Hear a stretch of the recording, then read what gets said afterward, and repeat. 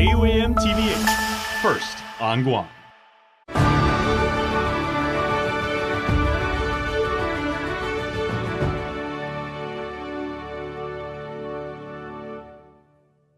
KUAM News headlines are presented by Calvil's Insurance, protecting Micronesia for 85 years.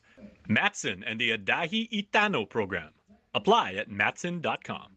Cars Plus, Guam's leader in sustainability and electric vehicles. Learn more at carsplusguam.com. McDonald's of Guam, I'm loving it. And King's Restaurant, serving your local breakfast, lunch, and dinner favorites for over 45 years.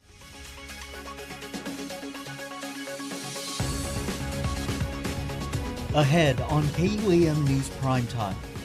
The man at the center of an indictment involving multiple Guam Regional Transit Authority officials appears before a Superior Court judge for the first time. I'm Julian Hernandez with a report from inside the courtroom. The delay in the school year 2023, what public schools may see a bump in their budget if one GOP senator's motion to move $20 million to Guam DOE passes. I'm Devin Santos here with the story. U.S. EPA creating an interactive story map that details their typhoon response efforts. Find out what they've been doing to make a dent in the mountains of debris still piled high. Howdy and good evening. Welcome to KUAM News Primetime. I'm Nick Delgado. And I'm Matsuki Hirayama. Destiny Cruz has a night off, but we thank you for making us a part of your day. Well, Suki, two of the government of Guam workers indicted in the Attorney General's corruption investigation back in the Superior Court today, both ready to answer to the allegations, just as their co-defendants did last month. That's right, but as Julianne Hernandez reports, defendants Richard Ibanez and Jennifer Cruz will have to wait to do so. The magistrate judge was forced to step away from the case due to a conflict. Superior Court Magistrate Judge Jonathan Kwan is disqualifying himself from the case against former executive manager of the Guam Regional Transit Authority, Richard Ibanez, and former certifying officer Jennifer Cruz. At this point, ladies and gentlemen, this court is going to have to disqualify itself in reference to this matter. I'm familiar with several of the defendants. So, given that, I'm going to disqualify myself, and I'm going to push this Judge Sison so he can finish the matter. Ibanez and Cruz appearing today in Kwan's courtroom to answer to the charges of theft by deception, conspiracy for misapplication of entrusted funds, and official misconduct, along with special allegation of crime against the community. Prosecutors allege the group, which included GRTA Board Chair Alejo Sablan and board members Inalahan Mayor Anthony Chargaloff and Hoggett Mayor Kevin Susico, were involved in a scheme to have Ibanez hold the position of interim executive manager. It's a position he was never qualified to fill. Ibanez making his first appearance in court today since the indictment was handed down against him. Mr. Ibanez, Julian Hernandez, KUAM News. How do you feel about the indictment put against you? I have no comment. Do you maintain your innocence, sir? I have no comment. Cruz also silent as she left the courthouse. Ms. Cruz, hi, Julian Hernandez, KUAM News. How do you feel about the indictment against you? Do you maintain your innocence? The case will be heard next week before Magistrate Judge Benjamin Sison, with Ibanez and Cruz back in court on August 15th. Julian Hernandez, KUAM News. Day 4 into the search for a missing 50-year-old swimmer who vanished off Tengisan Beach has now turned into a recovery mission. The swimmer has been missing since Sunday afternoon, prompting a multi-agency search and rescue effort the past 72 hours. Guam Fire Department spokesperson Lieutenant Nick Garrido telling KUAM today, while the weather conditions does impact operations and visibility, units are still out there continuing their search. Rescue teams have been searching land, air, and sea for any signs of him. Our deepest condolences, of course, to the missing swimmer's loved ones. Now, Suki, you've been covering this for the past couple of days, and so what's it been like? Pretty extensive when they have the command posts set up out there, and then those also searching there on land at the beach and out at the water. Yeah, that's right. We've been seeing the U.S. Coast Guard, Guam Police, Guam Fire, even Guam Army National Guard using helicopters, drones, jet skis, anything to really try and find this man. Yeah, and the family members, they, of course, are keeping in close contact with them because they were able, as you said, to rescue at least one of the swimmers over the weekend. Right. Yeah, the 45-year-old man who was found safe on shore, basically, by the time GFD units arrived, he was taken to the hospital and released discharged with minor injuries. And again, as you said, they're now looking into this as a recovery mission, no longer a rescue. That's right. Okay, prayers to their family and to those search Efforts ongoing still down there at Tingisan. In other news, the trial for murder defendant Nicholas Wayne Moore could possibly start next year. Moore stands accused in the killing of Michael Castro was in court Tuesday. Defense attorney Mike Phillips telling KUAM that the trial will most likely begin early 2024. The murder trial will be held before more separate criminal charges are to go to trial. This includes the drive-by shooting and a sexual assault case he is accused in. For the drive-by shooting case that left another man injured, attorney Phillips saying prosecutors told them they do not intend to call co-defendant Eric Salone back to the stand to testify. As KUAM reported, Salone took a plea deal admitting to his part in the Agana Heights drive-by shooting, but Phillips contends Salone is required by his plea deal to cooperate and should be brought back to testify. He is now requesting for the court to make that happen. Moore remains out of prison under house arrest. Well, Guam police today officially confirming there is a link between a stabbing reported in Dededo and the deadly car crash caught on camera up in Jigo on Monday. But investigators are not saying much more about how the cases are linked other than saying the stabbing suspect fled north on Route 1 toward Jigo. As KUAM first reported, authorities close to the investigation tell us officers responded to a stabbing in Dededo off Route 1 near the Guam Home Center. Police were then called to the serious car crash in Jigo at the Payless parking lot moments later. The woman killed in the crash has not yet been named. Investigators, though, telling us the woman was allegedly involved in that earlier stabbing. Now, GPD detectives are asking anyone who may have witnessed the stabbing to call them. The number is 671-475-8615 through 8617. A public elementary school teacher accused of molesting young boys on the school campus will have his day in court. Defendant Miles Washington appearing before presiding judge Alberto Lamarena today. Defense saying they are waiting for reports from Healing Hearts, adding they should be ready to go to trial in January of 2024. Prosecutors telling the court they are also working on a plea deal and plan to begin negotiations with the defendant. He is scheduled back in court on November 8th. Washington is facing 2 counts each of first and second degree criminal sexual conduct. As KUAM reported, prosecutors allege that at least 4 young students accused Washington of allegedly following them into the bathroom and sexually abusing them. A man accused of attacking a mother and her children admits to the allegations filed against him in local court. JJ Tamnung pleaded guilty to child abuse and family violence before Superior Court presiding judge Alberto Lamarena today. As we reported, Tamyong was arrested in January of last year after a woman told police he had been abusing her for at least 6 years. His accuser, also telling authorities he attacked her children, ages 9 and 3. Authorities reviewed surveillance video that captured Tamyong kicking one of those children. He is sentenced to 3 years in prison with credit for time served and will be placed on 3 years probation. The owner of Pacific Tiny Homes denies the allegations filed against him in local court today. Defendant Paul Vincent Ontalan Sablan appeared before Magistrate Judge Jonathan Kwan in the Superior Court of Guam. Sablan is charged twice with theft of property, and a grand jury handed the indictment that includes 13 total counts against him. That you're pleading not guilty, that you're waiving your right to a speedy trial, that you've requested a jury trial of 12, that request is granted and so ordered. The people of Guam order to provide all statutory discovery to the defense, including Laksamana notes. The court shall also order that a copy of the grand jury proceedings be reached onto a compact disc and provided to the attorney and the people's attorney. Sablan declined comment after leaving the courtroom. As KUAM reported, Sablan has been in and out of the courtroom for the past year after the government sued his company for alleged deceptive business practices. Several clients have come forward alleging they gave Sablan down payments but never got their homes built or their money back. In July of 2022, the Attorney General's Consumer Protection Division filed a civil lawsuit against Sablan, calling for him to cease the alleged illegal business practices, pay back the clients, fix the defects, and pay fines and attorney's fees.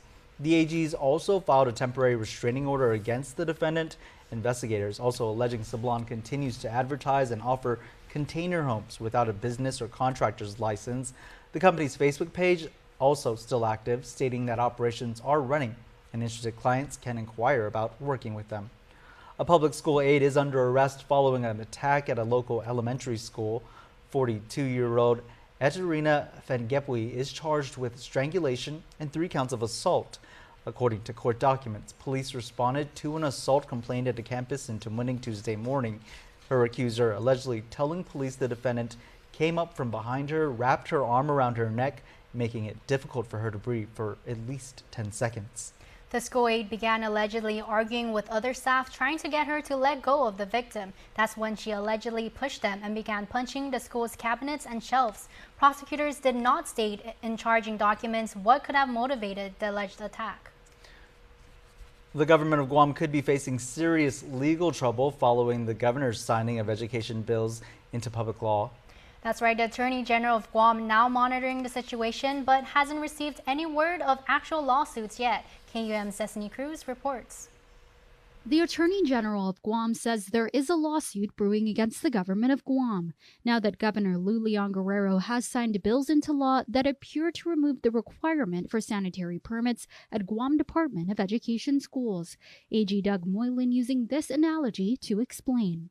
Guys, when we look at the check engine lights, or even women for that matter, you can't just take the bulb out on a check engine light on your car, because that doesn't remove the problem that there's something wrong with the engine. The admission by the government by removing the sanitary permit inspection requirement is almost an admission by our government that the kids are going to be exposed to an environment that might endanger their health and safety. Moylan adding that schools are not driven by sanitary permits.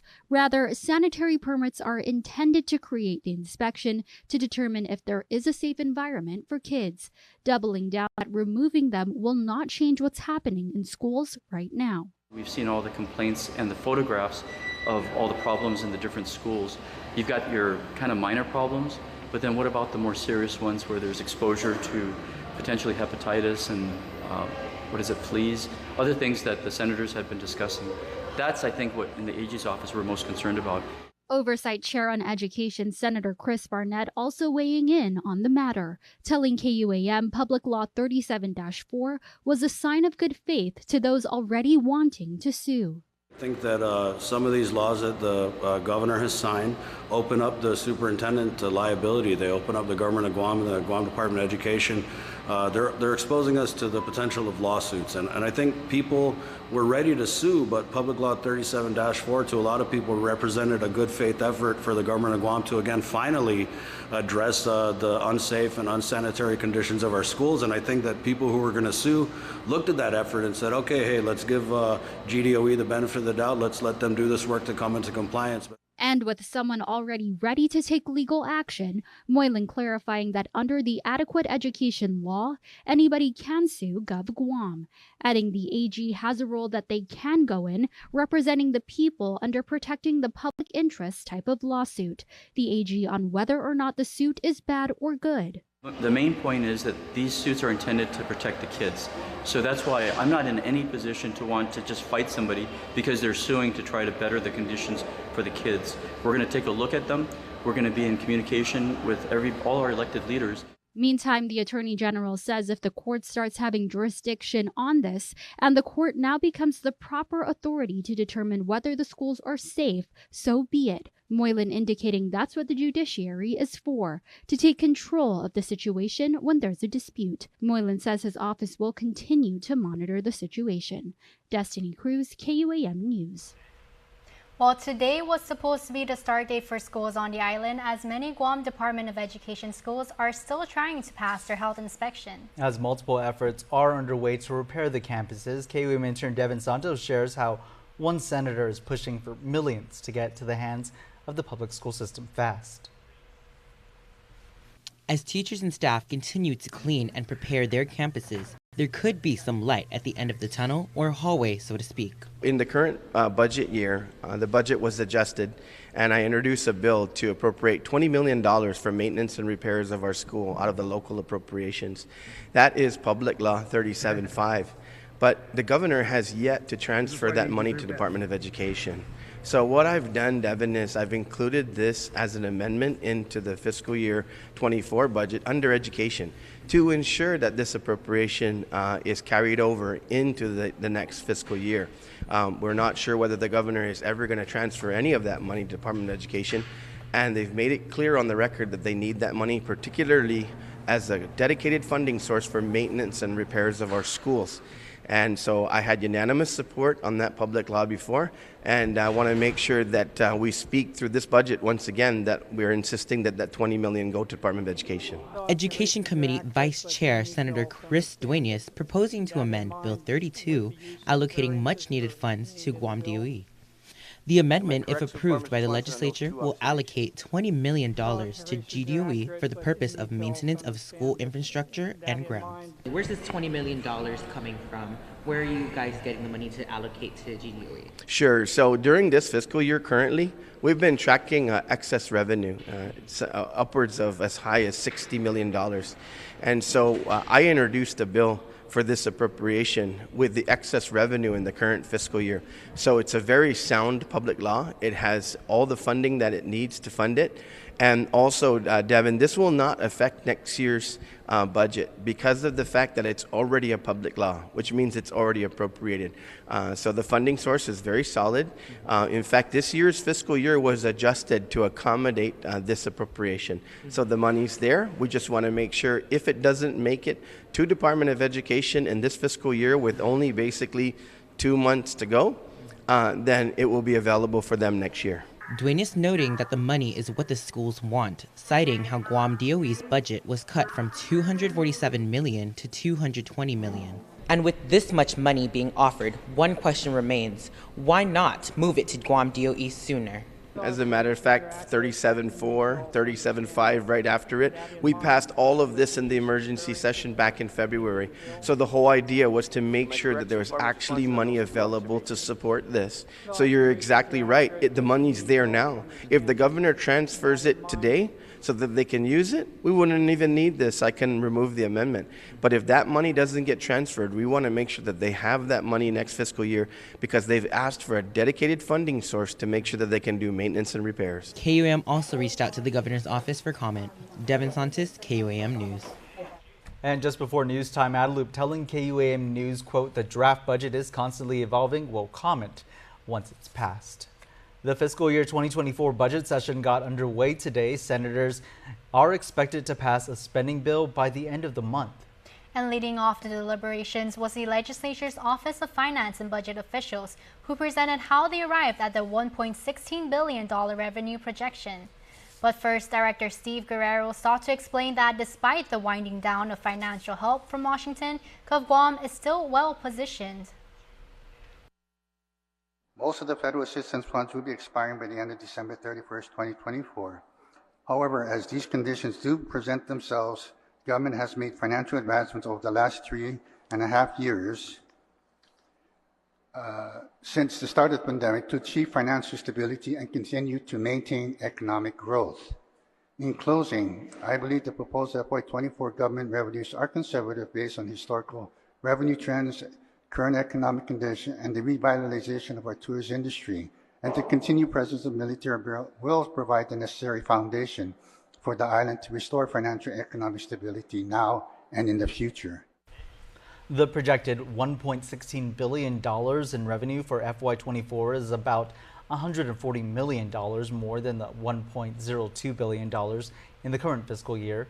The breakdown is $812 million in general fund revenues, mainly from individual and corporate taxes. That makes up about 70%, $211 million in special funds, that's about 18%, and $145 million in federal grants and aid, that's about 12.4%. The budget session will continue with deliberations on the spending plans of each of the individual line agencies. And the government of Guam is taking over full control of its own healthcare insurance. Under a self-insurance model, it will continue to collect premiums, but the payments will go to a GovGuam fund to be administered locally. Yeah, and at the recommendation of her healthcare negotiating team, Governor Lulian Guerrero has chosen Calvo Select Care as a third-party administrator. KUAM's Nesta Lecanto speaking with Select Care's Frank Campillo about the plan. All right, thanks, guys. Okay, Frank, first of all, tell us how does self-insuring, what are the pros and cons from the government's perspective of self-insurance of their health insurance program? Well, the main pro for the government of Guam from the perspective of saving some money is that they will save on the premium taxes which are the GRT taxes that are paid by every single carrier on Guam. So from that perspective, you're going to be the government of Guam will be saving about 5% on the premiums. Now, if you're looking at about $120 million in premiums, so theoretically, you're saving about a little over $5 million a year in premiums. So that would be the main benefit to the government of Guam employees. And I think they will pass that also, those savings, to the subscribers of the government of Guam. So that's the main benefit to the government of Guam on the self-insurance program. And so the insured, the employees will have a lower premium? Well, in theory, you hope that since the government of Guam is saving about 5 percentage points, that they will also pass that along to the employees vis-a-vis those savings that they don't need to pay for any longer. And does the government anticipate that the employees who are currently happy with the doctors, for example, or the providers that they're currently with, that they'll be able to stay with them? Well, for the most part, Nestor, and as you know, we had the government of Guam in its entirety about some 8 years ago, and we still have about some 35% of the government of Guam today. Now, most of our providers, all of our providers will be able to see the government of Guam employees. We still have to go through a provider's orientation, have meetings with them, but for the most part, the providers that are being seen today by our members will be seen tomorrow by the government of Guam employees and retirees. So they shouldn't be seeing any significant changes in that particular aspect of their business. Providers in Guam, providers in California, providers in the Philippines, those should not change whatsoever. Okay, and from the government, the downside for the government is that they're taking on the risks. Can you talk about that and how the government might be able to mitigate those risks? So now you're right. Now the insurance company becomes the government of Guam. Okay, and I think the government of Guam has enough data that they have provided to their actuarial consultant, Milliman. Milliman is a large national firm that provides consulting services to large governments and the government of Guam. And I think they've done models by which they believe that the current premiums or the premiums that they will charge to both the employer, in this case, the government of Guam, and the employees would be sufficient to be able to carry the risk that they're going to bear going forward. And that's basically what it is. The government now becomes the insurance company, and they have now contracted with Cabo Select Care to do the administration. And that administration includes administering member services, complaints, access to networks, access to medical providers, helping them with the referrals of Island and everything else that we do today. All right, that's Frank Campillo, the program administrator for Cabo Select Care, which is the third-party administrator for the government of Guam's self-insured health insurance plan. Thanks for joining us, Frank. Back to you guys in the studio. Thanks, Ness. Ness also adds that Netcare was selected as the third-party administrator for dental benefits. Separately, Calvo Enterprises has announced it is acquiring Tokyo Marine Insurance. The company has been providing insurance services in Guam and the Marianas for some 55 years and is a subsidiary of Japan's largest insurance companies. TMPI has been the underwriter for Calvo's Select Care Health Plan since its inception and will be rebranded as Calvo's Select Care Insurance. In a news release, Calvo's insurance president Paul Calvo said, quote, "The acquisition of TMPI further solidifies our position as a trusted leader in the insurance industry and reinforces our dedication to providing tailored insurance solutions to meet the evolving needs of our customers. The deal will be finalized later this year. All employees are expected to be retained under the new ownership." Well, Six, you ready to get your laugh on? I'm ready. Yeah, I'm sure you are, right? Before we go to break, it's time of the show when we give you the next password to get your hands on a pair of Joe Coy comedy tickets. We gave you the first two passwords so far, and remember to watch each night this week to get all the passwords that will make up the phrase you will use to DM us on Instagram. And let's get to tonight's password. Yeah. The password is this. The password is this. Man, this is making me nervous. I already had people in my DMs asking like, this is it, this is the password. And I was like, yeah, that was tonight's password. Keep watching.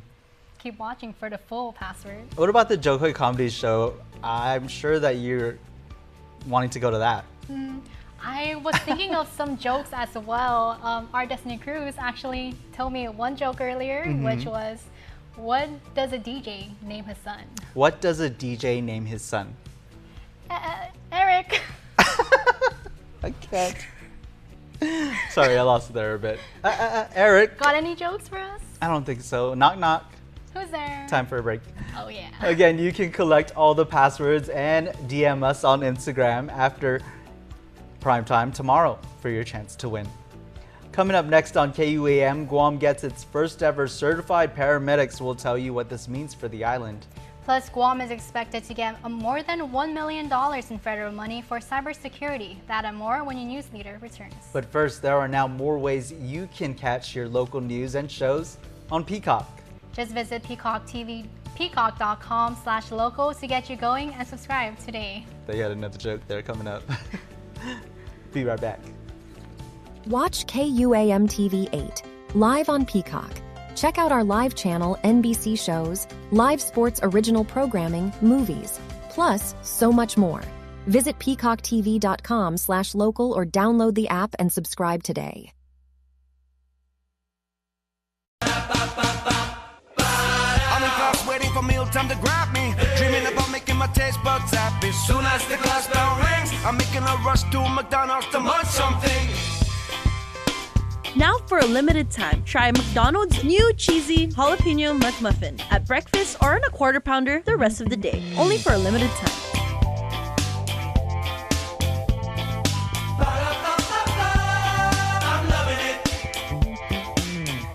The wait is over, Guam. The all-new state-of-the-art car wash is now open at Cars Plus. Introducing Finish Line Express, open 7 days a week. The all-new cashless drive-through car wash is also the largest car wash on island that can accommodate vehicles such as lifted Jeeps and full-size pickup trucks. Just roll up, pick a wash, insert your credit card or show your EverWash app, and roll through. Plus, power vacuums are available to clean the interior. Show your vehicle some love today at the all-new car wash at Cars Plus in Mighty. Open from 7 a.m. to 7 p.m. 7 days a week.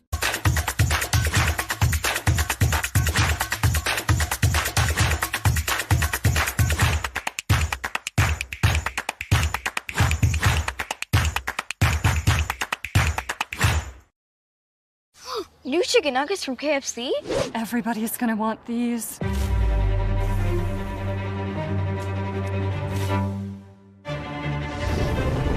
Let's eat these inside. Try new Kentucky Fried Chicken Nuggets. You've never had nuggets like these. Don't need a work break, keep the smile on your face. The moments you can't replace, and I'll be around. Whoa.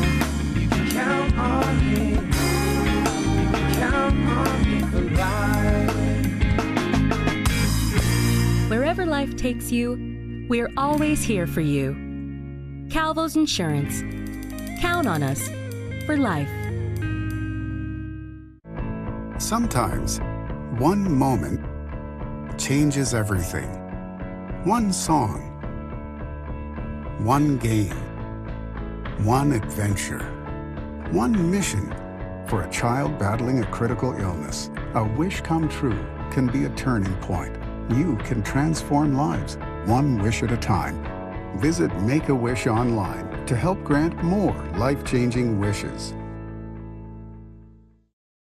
This message is brought to you by the KUAM Care Force. Performing out of space? Yes, next July. Wow, that's amazing. Oh, I can't change these plans. We're stealing in the sun next summer. Heist of a lifetime. The Olympics. Come on, you in? Roman Reigns will defend his title against anyone, anytime. Except next July.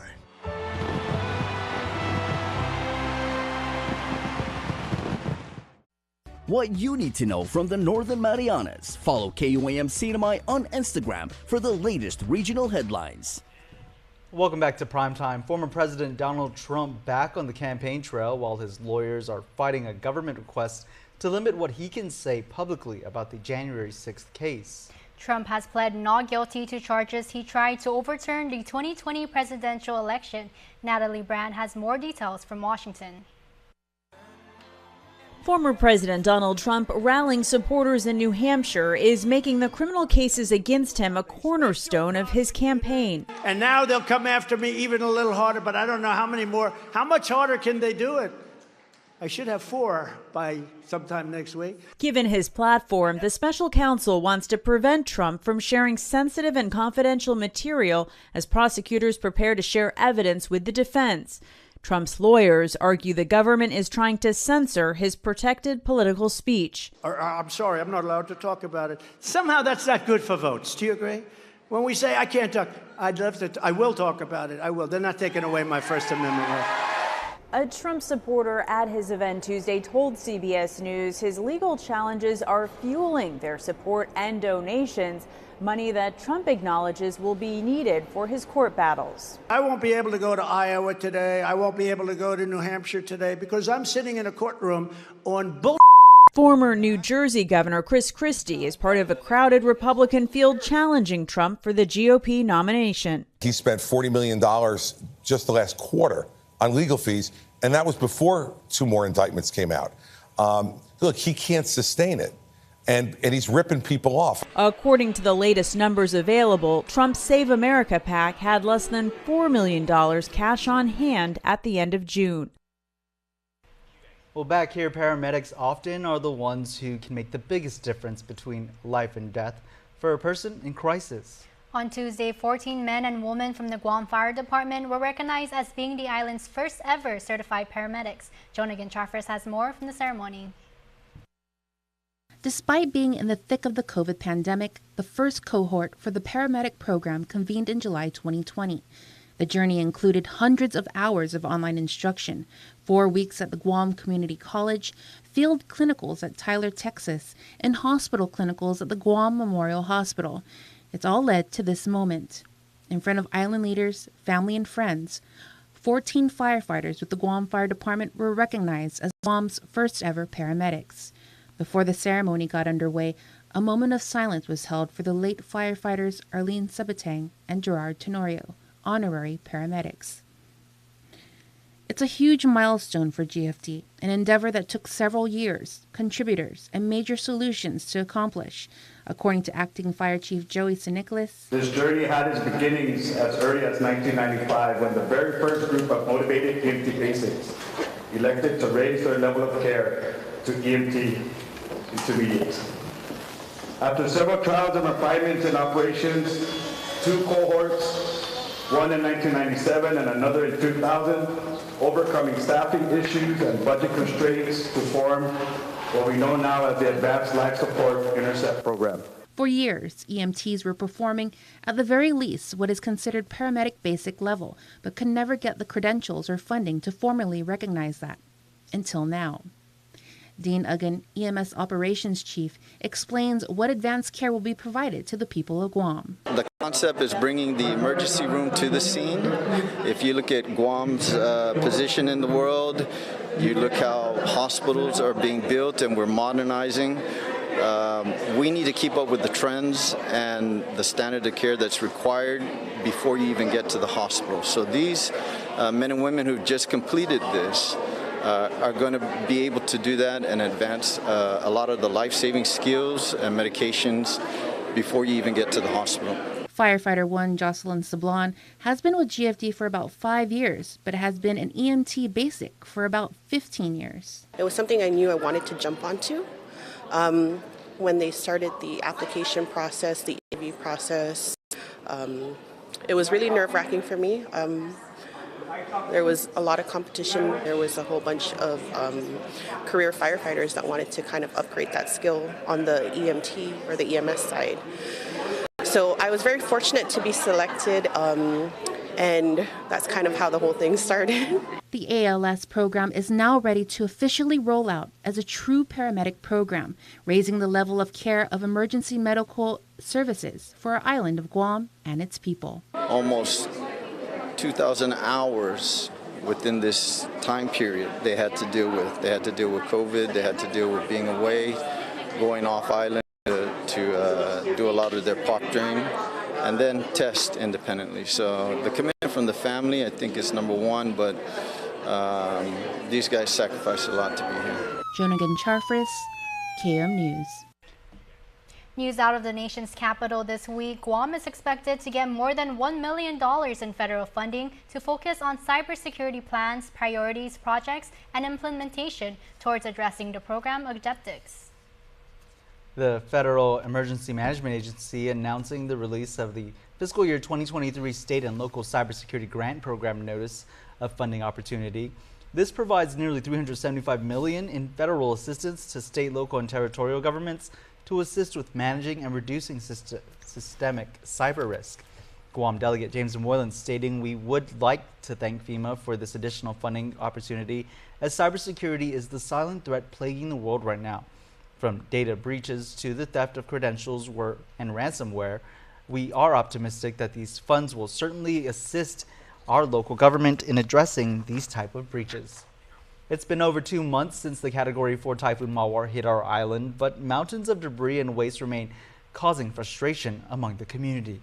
And one of the federal partners here on island to help with the cleanup, the U.S. Environmental Protection Agency has developed a story map that gives a detailed overview of the response efforts. EPA officials say it's a helpful tool for the public to get a visual of the work that's being done. High-resolution images and drone shots giving an overview of the impacts and cleanup still being done.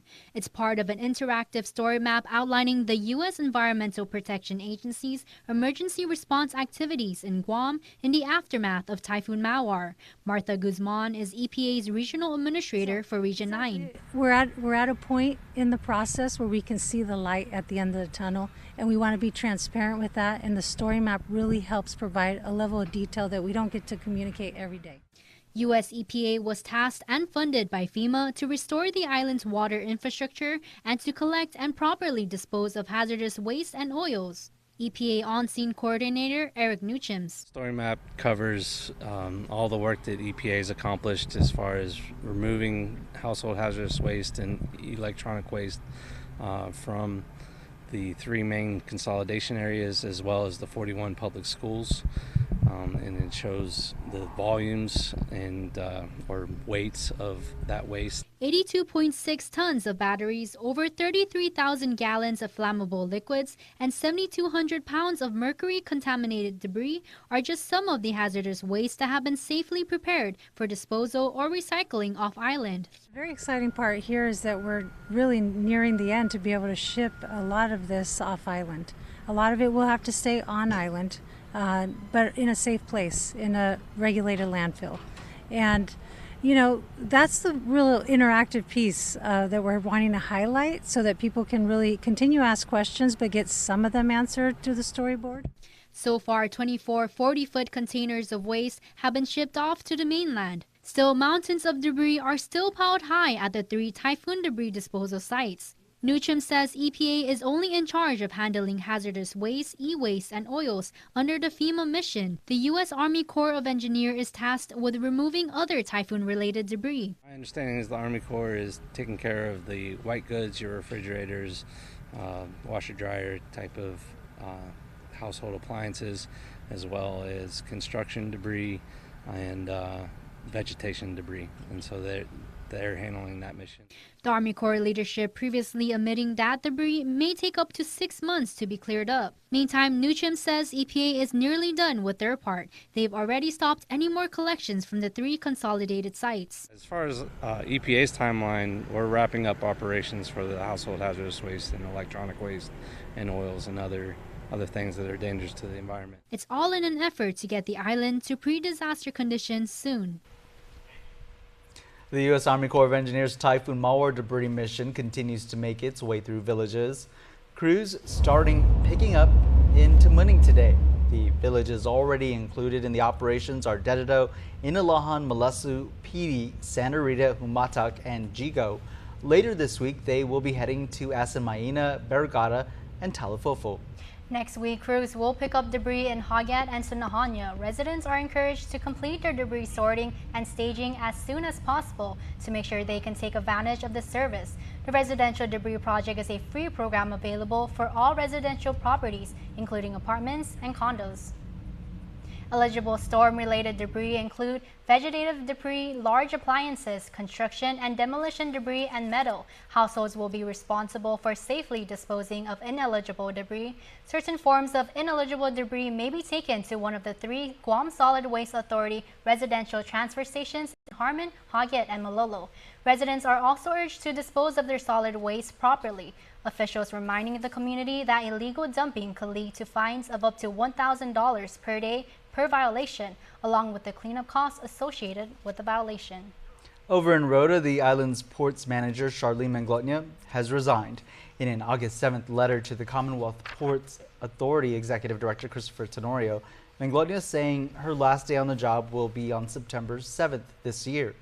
Manglotnia wrote, quote, "I would like to thank you for giving me the opportunity to work with CPA family. I've learned a lot and will treasure the knowledge that I gained throughout the years. It has been a pleasure to serve under you." Manglotnia did not provide a specific reason for her resignation. CPA board member chair Kimberly Kingston told KUAM News that she wishes Manglotnia continued success. She added, quote, "Charlene has been a part of the management team for many years, and her contributions to CPA cannot be understated. I want to personally thank her for her years of service and dedication to CPA." While the U.S. military will be holding various information sharing sessions in the CNMI to provide updates to CNMI Joint Military Project Training, or CGMT.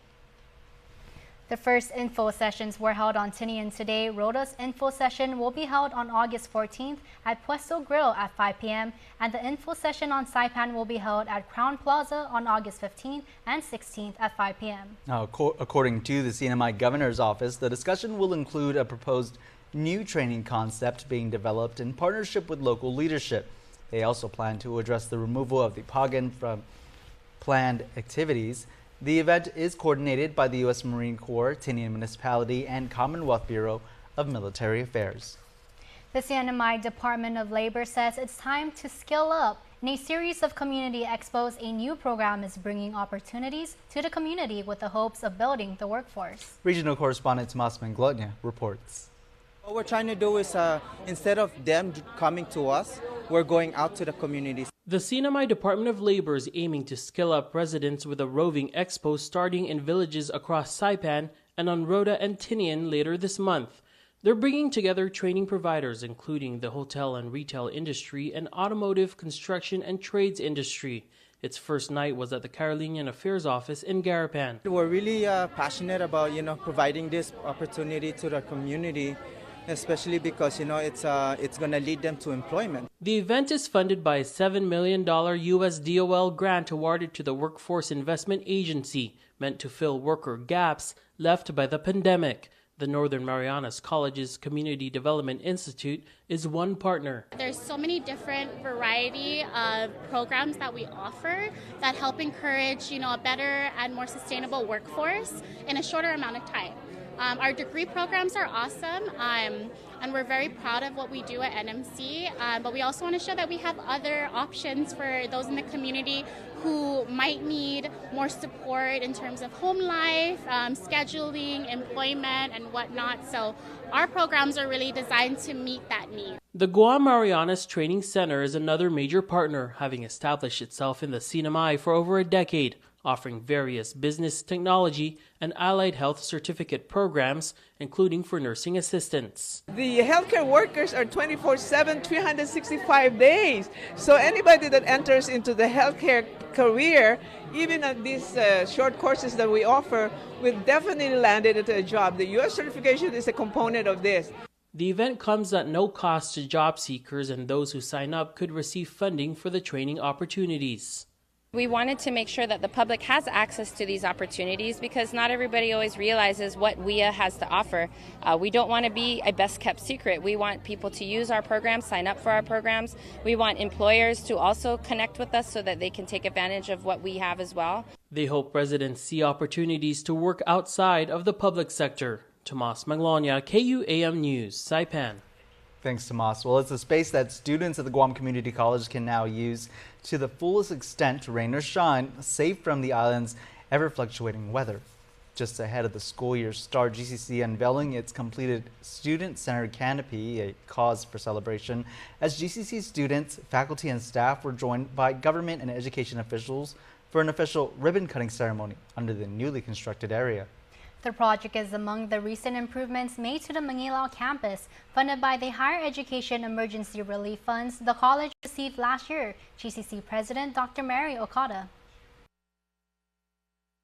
This project may seem like a small project based on the magnitude of projects that we have been rolling out over the years, but this particular project will definitely have a big impact on our students. Dr. Okada telling KUAM we can expect another ribbon-cutting ceremony in the upcoming weeks to unveil another capital improvement at GCC. Well, now for a look at your world at home. Here's a view captured on Saipan from the Iloes Inos Peace Park. This view plus more Chamorro music like this streaming now on this Isla Digital Radio.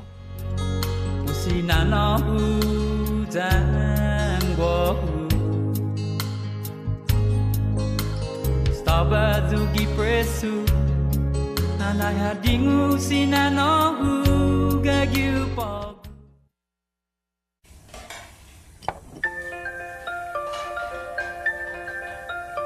Honey, do you want some milk?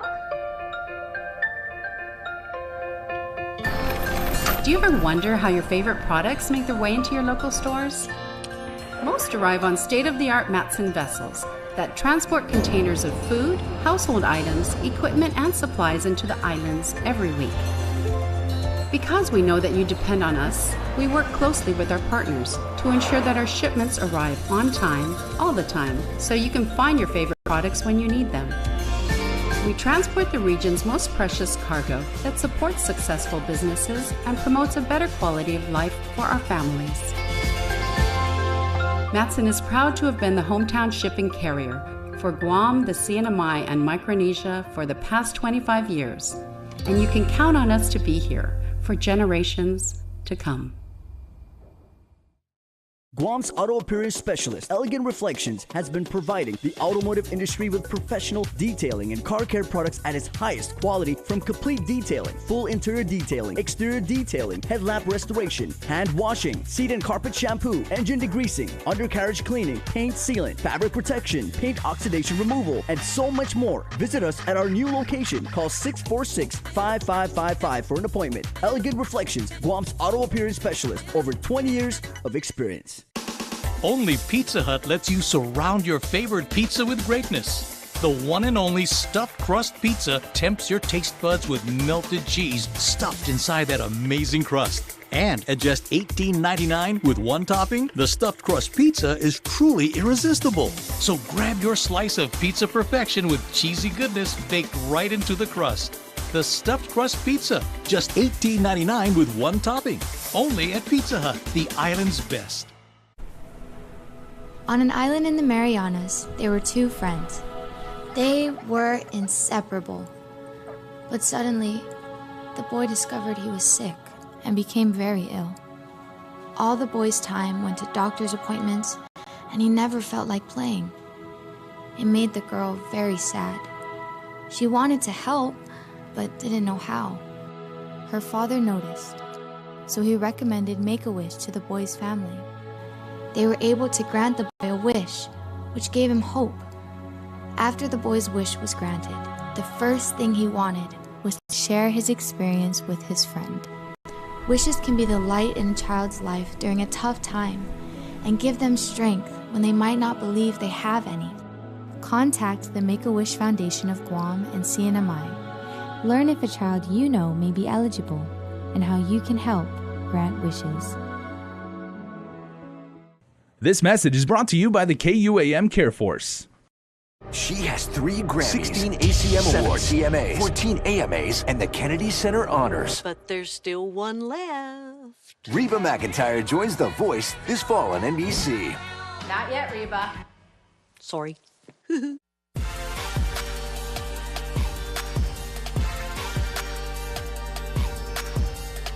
time for that shuffle there, Suki. Welcome to KUAM Sports. Let's check out our partners at Clutch Guam for the final score.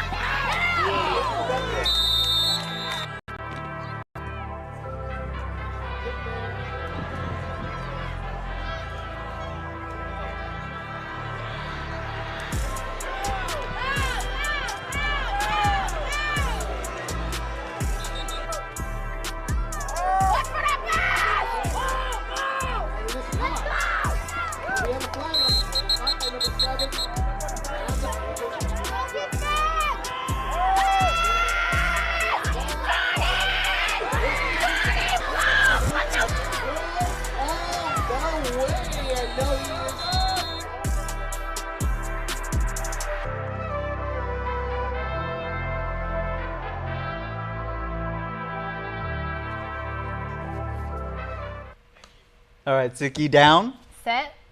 Let's throw it over to break. Good job.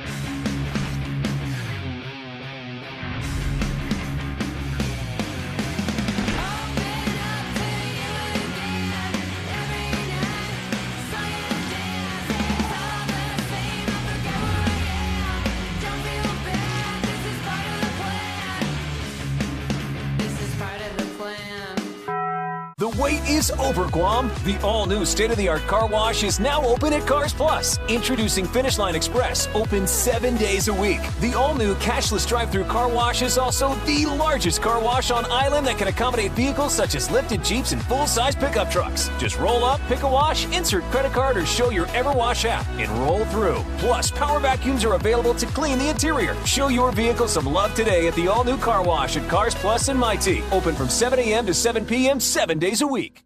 New chicken nuggets from KFC? Everybody's gonna want these.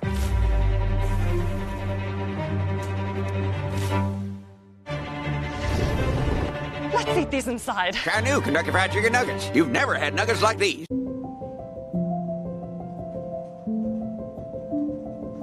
Make-A-Wish is a nonprofit that helps grant wishes to children with critical illnesses. We believe that a wish experience can be a game changer for these children. This one belief guides us in everything we do at Make-A-Wish. This is the founding principle of our vision, to grant the wish of every eligible child. To learn more, visit guam.wish.org. This message is brought to you by the KUAM Care Force. Let's see what's happening now around town. Here's your News Bites with Jason Solis.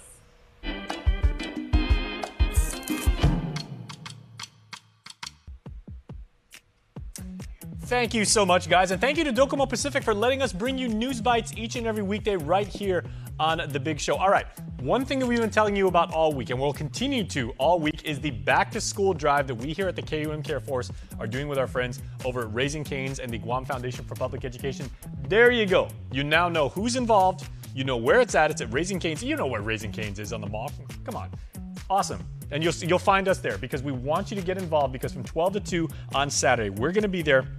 And we will be collecting. We're gonna gather school supplies for our public school kids too, because we need to get them all of the equipment they need to be as successful as possible. And you see right there, backpacks, notebooks, lined paper, pencils, pens, a lot of stuff, glue sticks, whatever the kids need to get straight A's and perfect attendance. I never got perfect attendance when I was going to public school, and I want these kids to, because it's an awesome achievement, and we want them to get outstanding grades, learn, achieve, be prepared, and be awesome members of our Guam community, because we're awesome and we want to see you there. So again, that's 12 to 2. All right, job seekers, our friends at Jamaican Grill have an opportunity for you, so heads up. They are holding a job fair on Saturday the 12th from 9 to 5. So you know what? Check out the job fair over at Jamaican Grill. Come by, check us out at the back to school fair. It's at their Manila location, the brand new one, and you can be applied to be part of an amazing team. You get those really, really super cool uniforms too, with the Jamaican colors. Awesome. And you can enjoy some free food while you are there. So, job fair at Jamaican Grill in Ningilao, Saturday, 9 to 5. Check it out. And if you're in Saipan, if you are in need of safety training, we got you covered there as well, because our boy Tomas Manglonia up there in the 670 is telling us that Saipan Chamber of Commerce is holding a third quarter professional development training session for general industry safety. It's called Creating a Culture of Safety, and is going to be on the 29th from 9 to noon. You do have to register. So you can make sure to check us out, KUM.com/newsbites, and find out how to register yourself. Speaking of KUM.com, please be part of our newsletter distribution list. All you got to do, go to KUM.com, hit the newsletter tab, make sure you give us your email address, and then wait until Friday, because we are going to tell you all of the cool stuff we are working at right here in Harmon. We'll bring it to you every Friday right around news time. I said Nick and Matsuki were betting me I wouldn't say so I owe him an acai bowl or something like that. Speaking of which, I'm going to go work on that. Back to Nick and Matsuki right now with more news. Thanks, Jace. All I could think of was happening around Jason's wrist is how many bracelets he has on there. I think I counted 2. Too many. Thanks for that, Jace. Well, it's birthday wishes time. Here's your Cold Stone Creamery Birthday Club shout out submitted on KUAM.com. Midweek, happy birthday wishes on this 9th of August to Teresita Cruz. Happy birthday to Mom, and we love you and hope you have a day that is as beautiful as you are. From all who love and cherish you dearly, and that's a lot of people, and they say sincerely and with feeling. Hugwadzahaw Nana. Miss Teresita, we hope you have a wonderful birthday today. Ricardo Villasenor, happy birthday to an incredible husband and father. May God bless you with many, many more. We love you lots. From your loving family. Zairi Hope Pokaigwi Pangilinan, happiest, sweet and sassy 6th birthday to our pretty Sessa Zairi Hope. We wish you the very best on this special day, on all the days ahead of you. May God continue to bless you with lots of love, joy, peace, and granted wishes. We love you so much. From Mommy, your angel daddy, your sissies Zaimani, Jerica, Jadison, and angel baby Alyssa, your Pangilinan Pokaigwi and Bellator's family, you are truly loved by all of us. Kibi Duenas embracing her 4th decade with love, laughter, and plenty of blessings. Happy birthday to Kibi. And we can't neglect our belated birthday babies, because they get love too. Dennis Cruz Regis, who was born yesterday. Today, they say, well, meaning yesterday, today is your birthday, Tselu, and promise was made of announcing your birthday, Biba Cumpleaños. And Deanna Nicole Garcia, who was also born on the 8th. Happy belated birthday wishes to Deanna, who is currently in Sacramento, the capital of California. We love and miss you much from Mom, Dad, and the whole family, which, you know what, Deanna, includes all of us here on Guam. 30 miles long by 7 miles wide. We are wishing you the very, very best birthday ever. Happy birthday to everyone celebrating out there. Six, thanks for joining me here tonight. Thanks for covering down for Des. Anyone you want to wish a shout out to tonight?